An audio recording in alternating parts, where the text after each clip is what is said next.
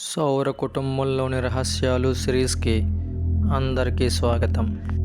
అనంత విశ్వంలో అలుపెరగని బాటసారిగా అనేక ఆవిష్కరణల కోసం తపించే మానవుడు తన మేధస్సుతో కనుగొన్న విషయాలు కేవలం తృణప్రాయమని, మానవ మేధస్సుకు మించిన బృహత్ విశ్వ రహస్యాలు కోకొల్లలుగా ఉన్నాయని, వాటి అన్వేషణలో తలమునకలై తపిస్తున్న తపోతనులకు ఈ సమాచారం ఉపయుక్తం కాగలదని భావిస్తున్నాం.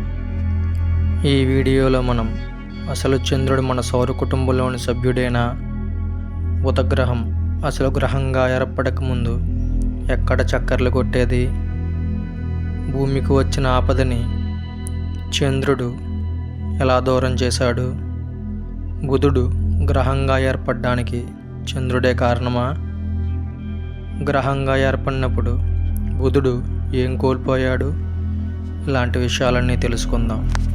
సౌర కుటుంబానికి సుదూర తీర ప్రాంతంలో పాలపుంతలోని బాలచంద్రుడు భూమాతను రక్షించడానికి అమిత వేగంతో దూసుకువచ్చిన సమయంలో సౌర కుటుంబానికి ఆవలి ఒడ్డున ఉన్న సమున్నత గ్రహరాశి గురుగ్రహం తన ఆకర్షణ శక్తితో చంద్రుని తన పరిధిలోకి లాగినప్పుడు గురుగ్రహ పరిధిలోనికి చేరిన జాబిల్లి తన అమిత వేగంతో గురుని ఆకర్షణ శక్తిని దాటడమే కాకుండా గురుగ్రహం చుట్టూ పరిభ్రమిస్తున్న బుధుడు అనే ఉపగ్రహాన్ని గురుగ్రహ ప్రభావం నుంచి బయటికి లాగింది.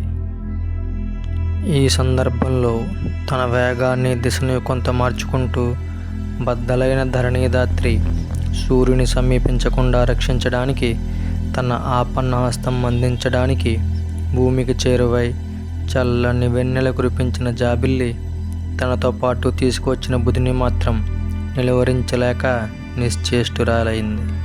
అప్పటి వరకు కేవలం ఉపగ్రహంగా ఉన్న బుధుడు సౌర కుటుంబంలో ఆవలి వైపున గురుని నుంచి ఇటువైపు ఉన్న శుక్రుని దాటేలోపు తన ఉపరితలంపై ఉన్న అనేక పొరలను కోల్పోయి ఉన్నతమైన స్థానం సాధించడానికి త్యాగాలు తప్పవనే సత్యాన్ని బోధిస్తూ అప్పటి వరకు ఉపగ్రహంగా పరిభ్రమించిన స్థాయి నుంచి బుధగ్రహంగా మారి సూర్యునికి అత్యంత ఆప్తునిగా పరిభ్రమణ ప్రారంభించింది. బద్దలైన భూమి నుంచి ఏర్పడిన కుజుడు గురించి తర్వాత వీడియోలో వివరించే ప్రయత్నం చేస్తాం. జై హింద్.